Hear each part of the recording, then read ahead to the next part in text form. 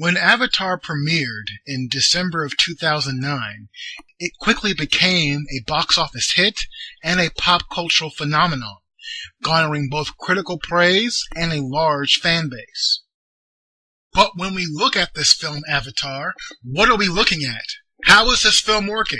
These are the questions I would like to answer in the next 8 minutes.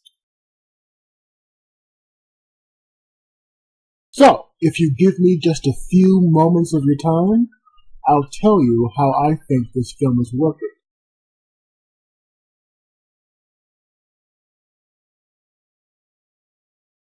And we start with the opening of an eye.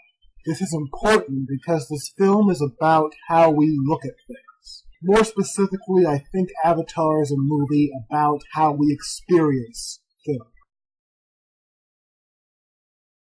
I think movies have the power to create an artificial reality, a kind of fantasy space where we can project our fears and our dreams. Avatar is about a man entering into a sort of dream space, one where his dreams become a reality.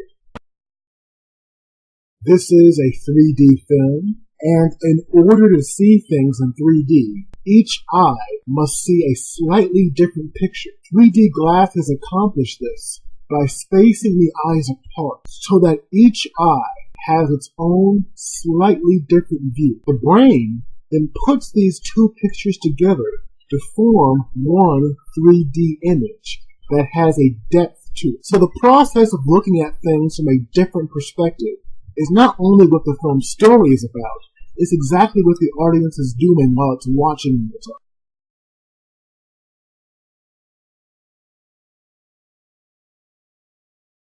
Science fiction has always been a genre obsessed with the idea of difference. Differences between humans and aliens. Differences between the past and the present. In doing so, science fiction asks an important question. The question that it asks is, what is human? What is alien? What separates man from machine, and machine from nature, and so on? Science fiction stories are filled with characters who are hybrids. These characters are half human, half alien, or in some cases half human, half machine. Avatar is a film filled with various types of hybridity. In constructing the alien world, which is filled with alien hybrids, director James Cameron has raised some troubling racial imagery. The Na'vi are played by actors of color, actors like Wes Studi, Zoe Saldana, and the great actress CCH Pounder. The Na'vi ceremonies seem to be a hodgepodge of Afro-Caribbean dances and Native American harvest rituals. This only plays into a preconceived notion of non-white races as exotic. So the movie is communicating the alienness of the Na'vi through their similarity to non-white cultures. Again, this idea plays into a certain stereotype in movies that non-white races, African Americans, Native Americans, are somehow the keepers of truth, that their ethnicity imbues them with a certain power and mysterious knowledge, one that is often used to liberate and educate and enlighten the white protagonist, the white hero.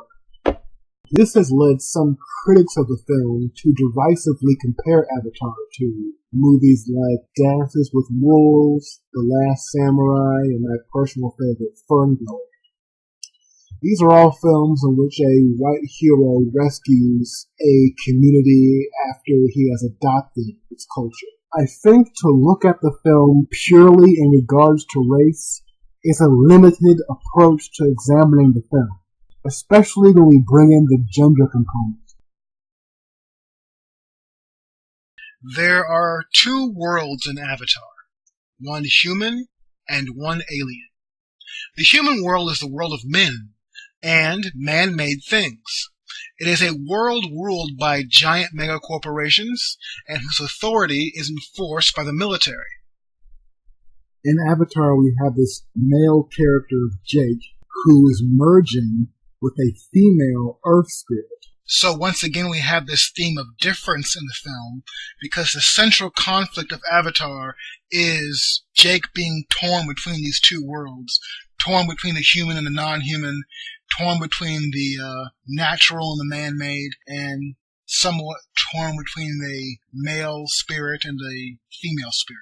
So Jake is not the macho, Rambo-like figure we usually associate with a Hollywood action film. He may begin like that, but the loss of his ability to walk has placed his manhood in question. He is reborn into the world of Avatar, and he starts out as an infant who must learn to walk again. He is nurtured by the film's strong female characters. Nativi, played by Zoe Saldana, is Jake's teacher, master, and eventual love interest. She instructs Jake, and therefore the film's audience, on how to survive and thrive in this new alien world.